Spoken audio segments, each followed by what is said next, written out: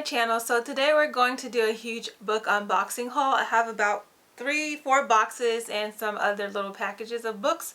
So this is like a combined haul of Amazon, and Target had like 20% off of books in December, obviously. So they all just came in, so we're just going to unbox them together. It's not going to be an order. Some of the books came before others. Some of them got lost in the mail. Packages were open. So I'm just going to grab what I see first. So starting off, I'm going to do the Red Queen series. All the books are not going to be in specific orders. So the first book is Red Queen, which is the first book of the series. Also, can you guys tell me how many books are in this series? Because I keep seeing where there's like 5 books, 8 books. Please let me know, because right now I think I only bought 4 of them, but please let me know how many or what I need to buy. So the first book is Red Queen, which is the first book in the series. And then it just pretty says, Mar Barrow's world is divided by blood. Those with red and those with silver. Mar and her family are Lowy Reds, destined to serve the silver elite, whose supernatural abilities make them nearly gods. When Mar accidentally discovers a power of her own she didn't know she had, the Silver King is forced to hide the impossibility of her power and pretend she's a long-lost silver princess, betrothed to one of his sons. Soon Mar is drawn into the silver world, where loyalty and desire can tear you apart, and the only certainty is betrayal. And before long, her actions put into motion a deadly and violent dance, pitting prince against prince and Mar against her own heart. So, this is the first book. Also on the back, it only shows 4 books, but I feel like I'm missing one. Or 5 books in the series, so please definitely let me know. Then we have the War Storm, and it says, victory comes at a price. Mara Barrow learned this all too well when Cal's betrayal nearly destroyed her. Now determined to protect her heart and secure freedom for Reds and New Bloods like her, Mar resolves to destroy the kingdom of Notre once and for all, starting with the crown on Maven's head. War is coming, and all Mar can fought for hangs in the balance. And all Mar has fought for hangs in the balance. Will victory be enough to topple the Silver Kingdoms, or will the little lightning girl be forever silenced? And this is the final book in the series. That's what it says. But then after it shows Broken Throne. After this. This is where the confusion comes in. Then from Target, this book was highly recommended. Taylor Jenkins. It's by Taylor Jenkins Reid, and it's called Carrie Soto is Back. Steph on YouTube literally influenced me to buy this book. Carrie Soto is fierce, and her determination to win at any cost has not made her popular. But by the time she retires from tennis, she is the best player the world has ever seen. She has shattered every record and claimed 20 Grand Slam titles, and if you ask Carrie, she is entitled to every one. She sacrificed nearly everything to become the best, with her father Xavier as her coach. A former champion himself, Xavier has trained her since the age of 2.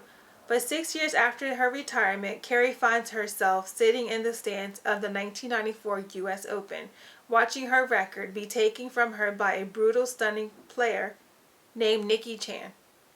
At 37 years old, Carrie makes the monumental decision to come out of retirement and be coached by her father for the last year in an attempt to reclaim her record.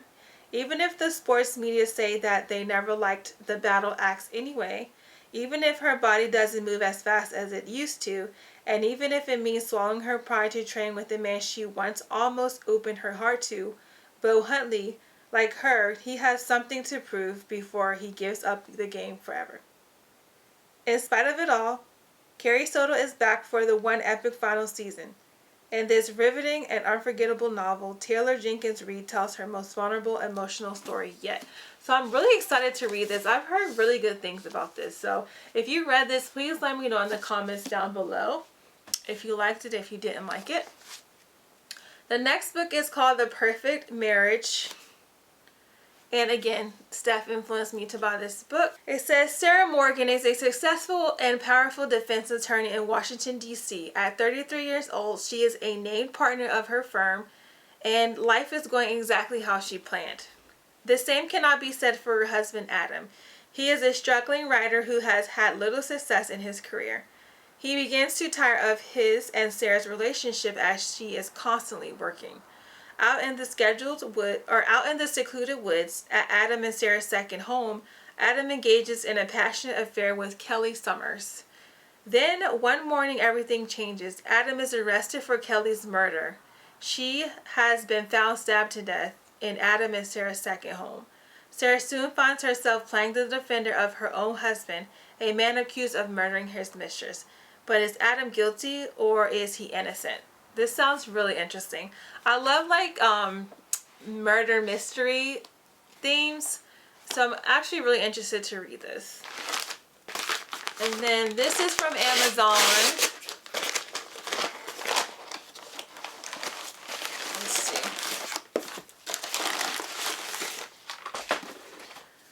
Okay, then we have more of the Red Queen series books. So let's do this one. The Glass Sword. If there's one thing Mara Barrow knows, it's that she's different. Mara Barrow's blood is red, the color of common folk, but her silver ability, the power to control lightning, has turned her into a weapon. As she makes her escape from the royal court that would control her, she discovers she is not the only one of her kind. Pursued by Maven, her once friend now turned vindictive king, Mar is set out to find and recruit other red and silver fighters to join in the struggle against her oppressors. But pitting the growing red army against the blood secreted world they've always known, also pits Mar against the darkness growing in her soul, and she risks becoming exactly the kind of monster she is trying to defeat.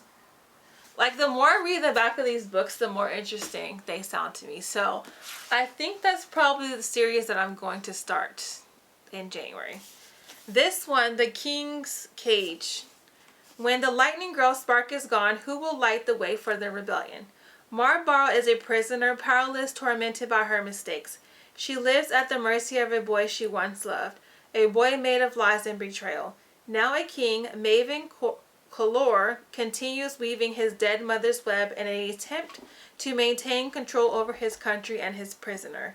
Meanwhile, Mar's once ragtag band of New Bloods and Reds are preparing for war, no longer able to linger in the shadows, and Cal, the exiled prince, with his own claim on Mar's heart, will stop at nothing to bring her back. Allegiances are tested when blood turns on blood and ability on ability. And if no one is left to put out the fire, everyone will burn. Like, dude, that just gave me chills. So we definitely have to start this soon. Like, soon as possible.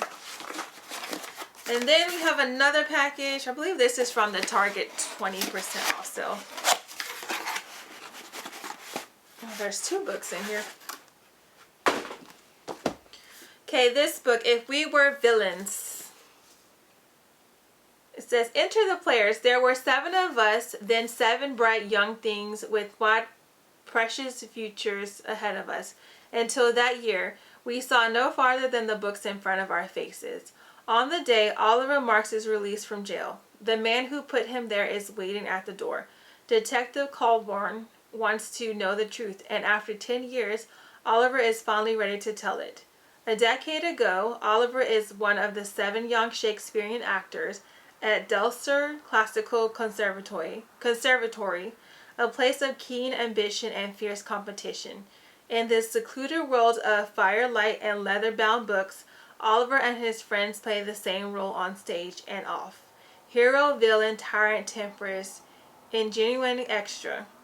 But in their 4th and final year, good-natured rivalries turn ugly, and an open night, real violence invades the students' world of make-believe. In the morning, the 4th years find themselves facing their very own tragedy and their greatest acting challenge yet, convincing the police, each other, and themselves that they're innocent. This sounds really good. Interested to read this as well. Then, this book is called The Way I Used to Be. I've heard really good things about this book as well, so if you read it, please let me know in the comments down below. It says, Eden was always good at being good. Starting high school didn't change who she was, but the night her brother's best friend rapes her, Eden's world capsizes. What was once simple is now complex. What Eden once loved, who she once loved, she now hates. What she thought she knew to be true are now lies. Nothing makes sense anymore, and she knows she's supposed to tell someone what happened, but she can't. So she buries it instead. And she buries the way she used to be. Told in 4 parts, freshman, sophomore, junior, and senior year, this provocative debut reveals the deep cuts of trauma.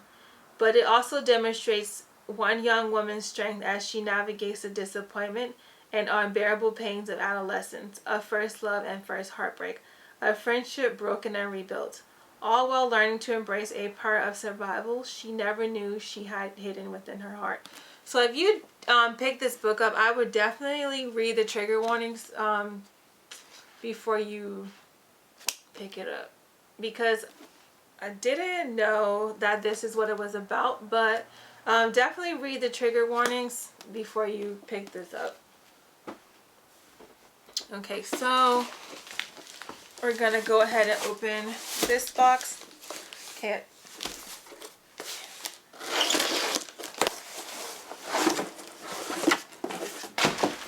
Okay, so if you know, Netflix just released the 4th book in the After series, or the 4th movie in the After series.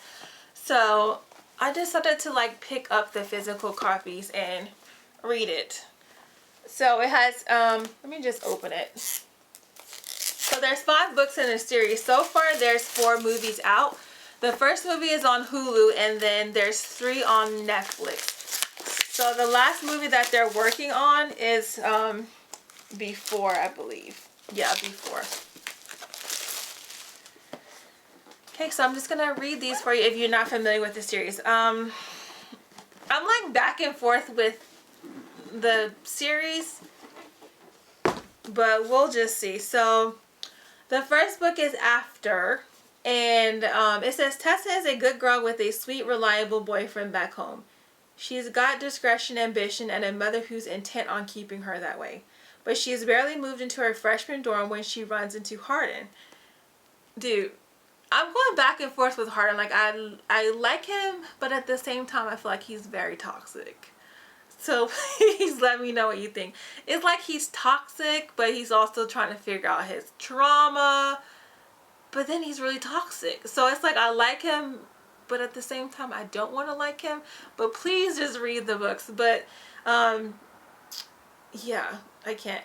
But she's barely moved into her freshman dorm when she runs into Hardin. With his tousled brown hair, cocky British accent, tattoos, and lip ring. Hardin is cute and different from what she's used to. But he's also rude. To the point of cruelty even. For all this attitude, Tessa should hate Hardin. And she does, until she finds herself alone with him in his room. Something about his dark mood grabs her, and when they kiss, it ignites within her a passion she's never known before. He'll call her beautiful, then insist he isn't the one for her, and disappear without a word. Despite the reckless way he treats her, Tessa is compelled to dig deeper and find the real Hardin beneath all his lies. He pushes her away again and again. Yet every time she pushes back, he only pulls her in deeper. Tessa already has the perfect boyfriend, so why is she trying so hard to overcome her own hurt pride and Hardin's prejudice about nice girls like her? Unless, could this be love? So, that's the first book, After. So, I mean, the movie is good. Which I had saw the movie before I realized it was like a series. But now I need to read all the books. This one, After We Collide. After tumultuous beginning in their relationship, Tessa and Hardin were on the path to making things work. Tessa knew Hardin could be cruel, but when a bombshell revelation is dropped about the origins of their relationship and Hardin's mysterious past, Tessa is beside herself. Hardin will always be Hardin, but is he really the deep, thoughtful guy Tessa fell madly in love with despite his angry exterior? Or has he been a stranger all along? She wishes she could walk away.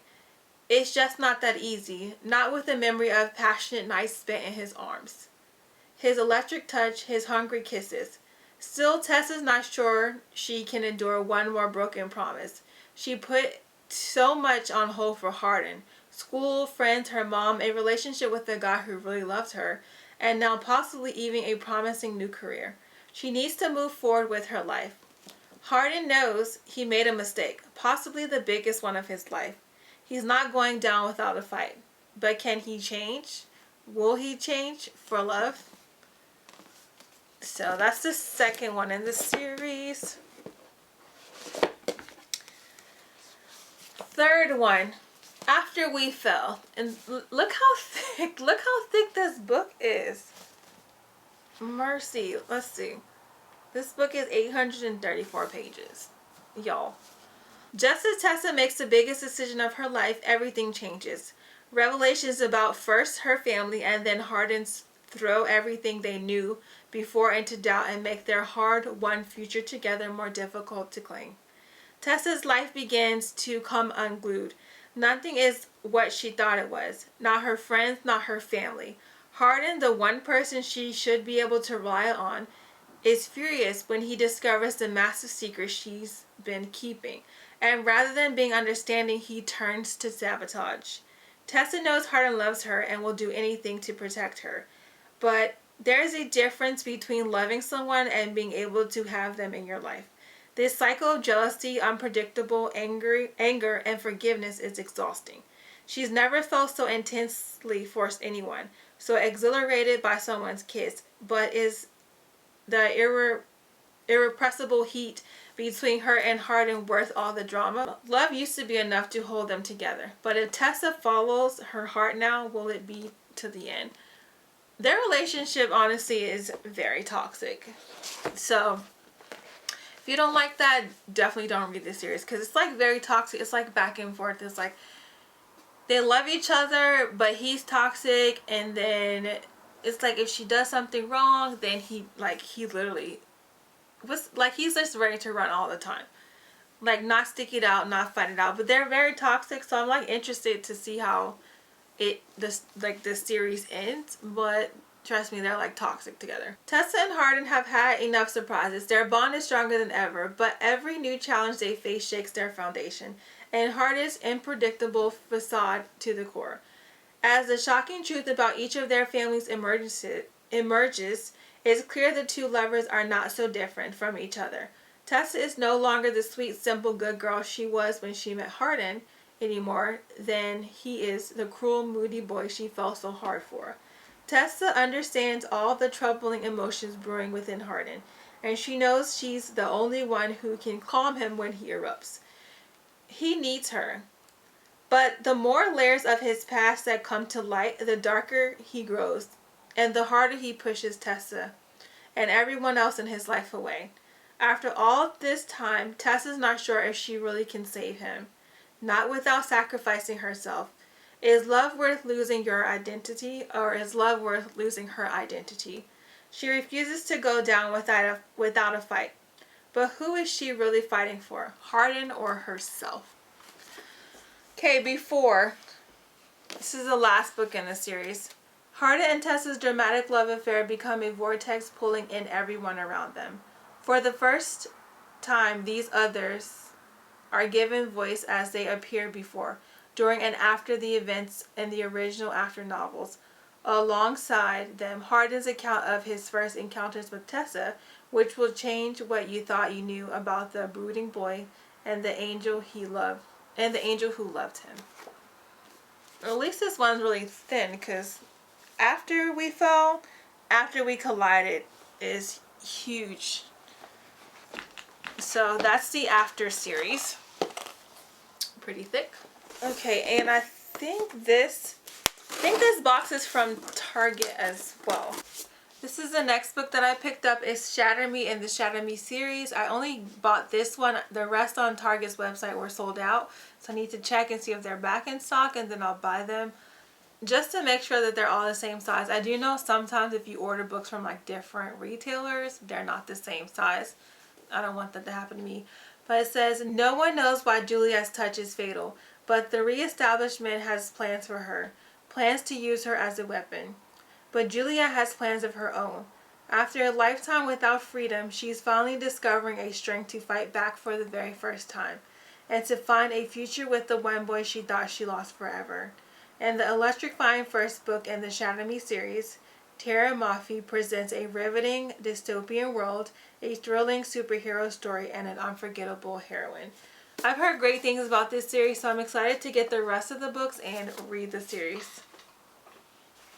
I also picked up the Holiday Switch. The package was supposed to come before Christmas, but then when Amazon messed up the other books, like they fell out the packaging, I had to wait. So I'm still going to read this even though Christmas is over. It's called The Holiday Switch. Lila Santos is ready for her last winter break of high school.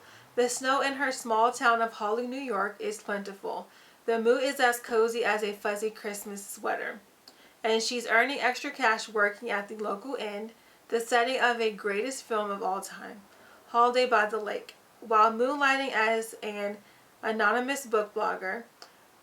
But Lila's perfect holiday plans crash to a halt when her boss, frustratingly cute nephew, Teddy Revere, becomes her co-worker.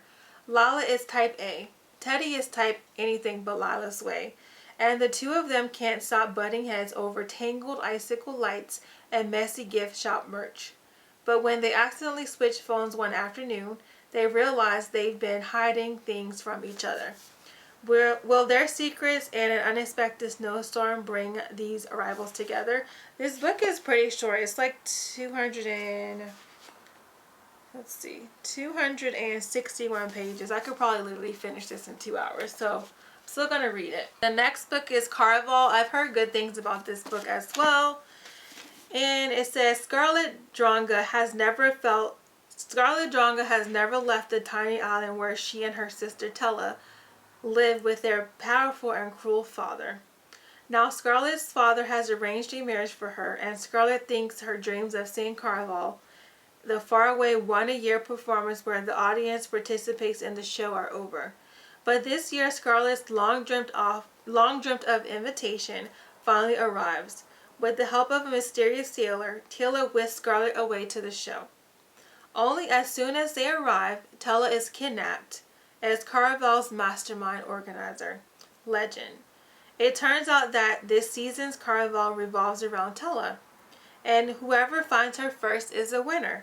Scarlet has been told that everything that happens during Caraval is only an elaborate performance, but she's nevertheless become immersed in a game of love, heartbreak, and magic. Real or not, she must find Tella before the 5 nights of the game are over. A dangerous domino effect of consequences is set off, and her sister disappears forever. I'm definitely really interested to read this. I love like mystery, trying to solve crimes, or stuff like that. The next book is Pack Up the Moon. I've heard mixed reviews about this. Some people said they absolutely can't stand it. Some people loved it. So we'll see what I think. Hopefully I love it.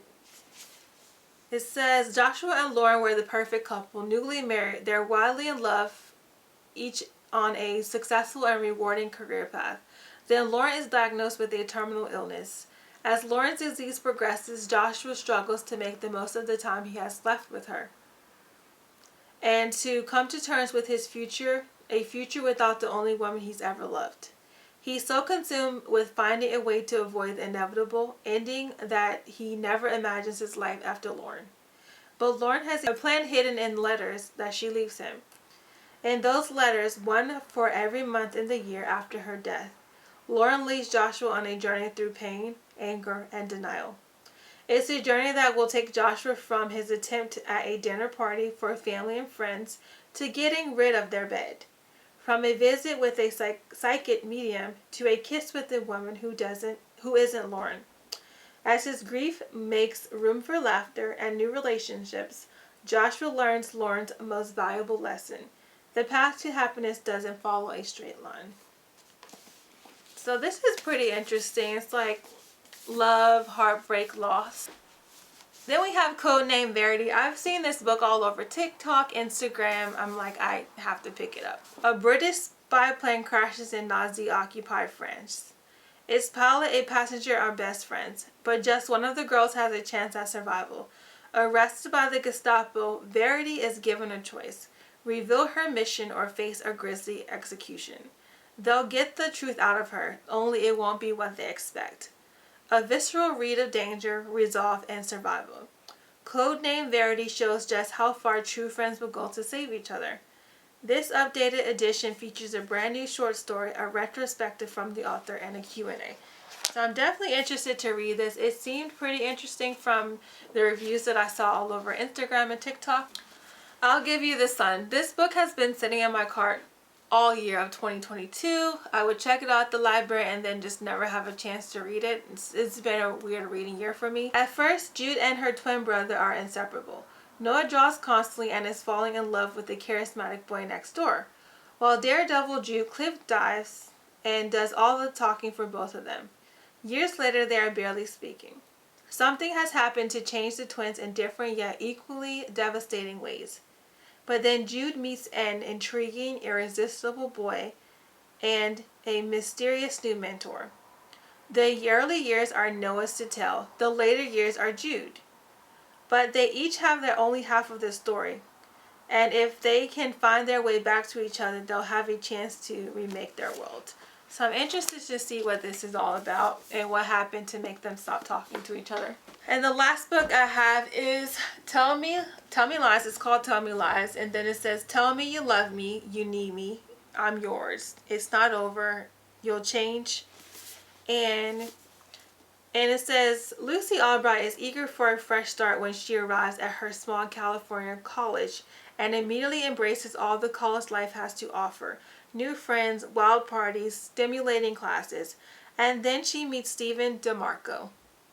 Charming, attractive, complicated, devastating.